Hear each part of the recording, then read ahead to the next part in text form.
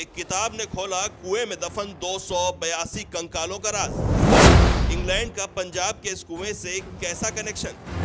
कुएं में मिले फौजियों के वो कंकाल आखिर किसके थे? एक खोपड़ी ने दी गवाही, उगला 282 कंकालों का सच। अंतिम संस्कार की राह देख रहे 282 कंकालों की रुला देने वाली दास्तां देखिए।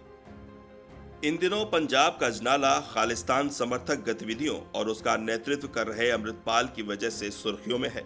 लेकिन इतिहास जिस अजनाला को जानता है वो शहादत का अजनाला है। बलिदान भी 282 का। वो 282 लोग जिनके कंकाल आज भी अपनी आत्मा की रिहाई चाहते हैं, अपना अंतिम संस्कार चाहते हैं। इतिहास की इस रहस्यमयी घटना की पहली परत खुली एक किताब द क्राइसिस ऑफ पंजाब से।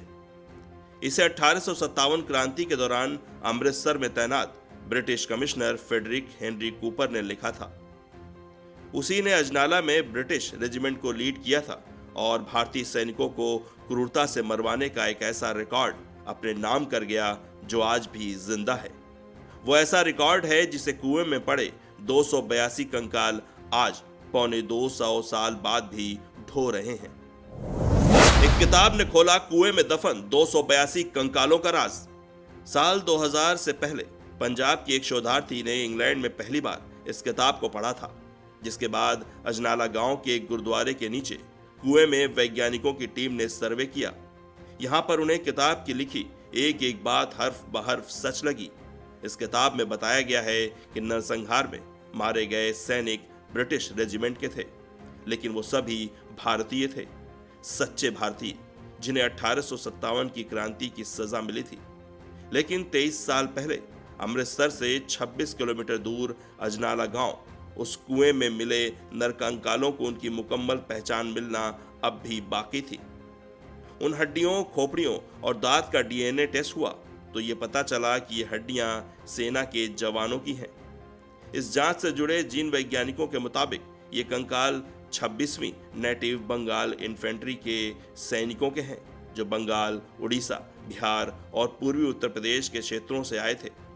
उस वक्त ये बटालियन मियां मीर में तैनात थी, जो अब पाकिस्तान में है। जीन वैज्ञानिकों के मुताबिक इन कंकालों के सिर पर सामने से गोली लगने के निशान हैं, जो ये बताता है कि इन सैनिकों को माथे पर गोली मारी गई और इन्हें फौरन कुएं में फेंक दिया गया। उन्होंने कहा कि इस वक्त के कुछ सिक्के भी 2014 में इन कंकालों के पास मिले थे और कोई भी सिक्का 1857 के बाद का नहीं है, जो ये दर्शाता है कि ये कंकाल 1857 के ही हैं। लेकिन कई सवाल के जवाब मिलने अब भी बाकी थे। वो जवान कौन थे, कहां के थे, उनके नाम क्या थे? इन राजों से पर्दा उठना अब भी बाकी था। कुएं में मिले फौजियों के वो कंकाल किसके थे? कंकाल मिलने के 14 साल बाद लंदन में कुछ ऐसा हो रहा था जिनका इन कंकालों से 150 साल पुराना रिश्ता था। साल 2014 में क्वीन मैरी विश्वविद्यालय के इतिहासकार प्रोफेसर किम ए वगनर को लंदन के एक पब में एक खोपड़ी मिली।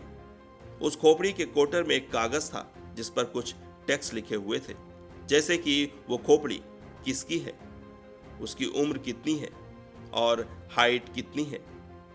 साथ ही उस खोपड़ी का इतिहास भी लिखा हुआ था। इतिहासकार किम ए वगनर ने जब उसका बारीकी से अध्ययन किया तो जो कहानी निकलकर बाहर आई वो ये थी।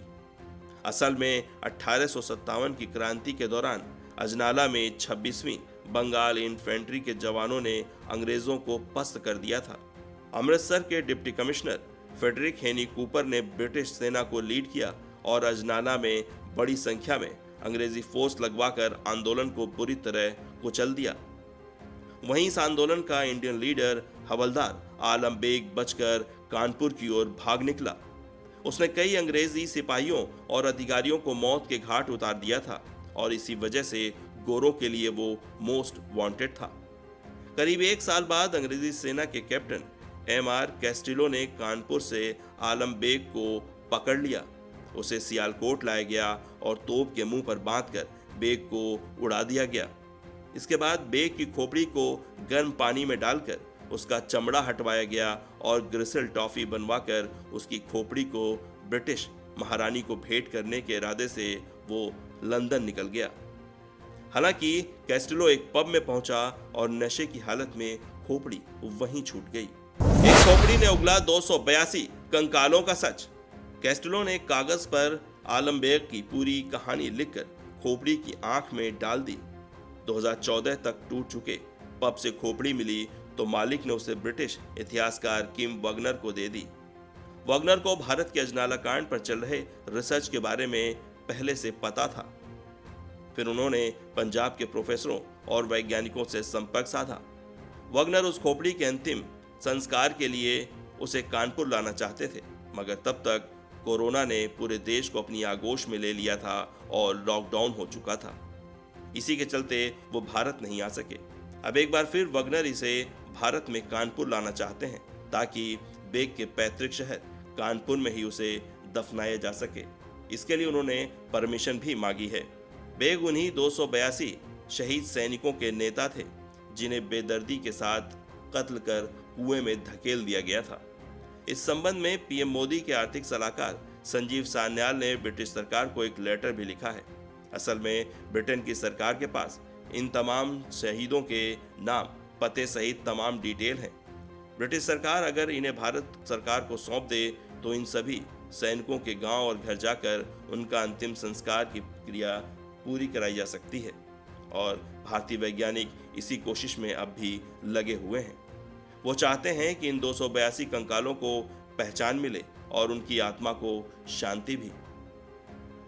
ब्यूरो रिपोर्ट, समाचार प्रेस।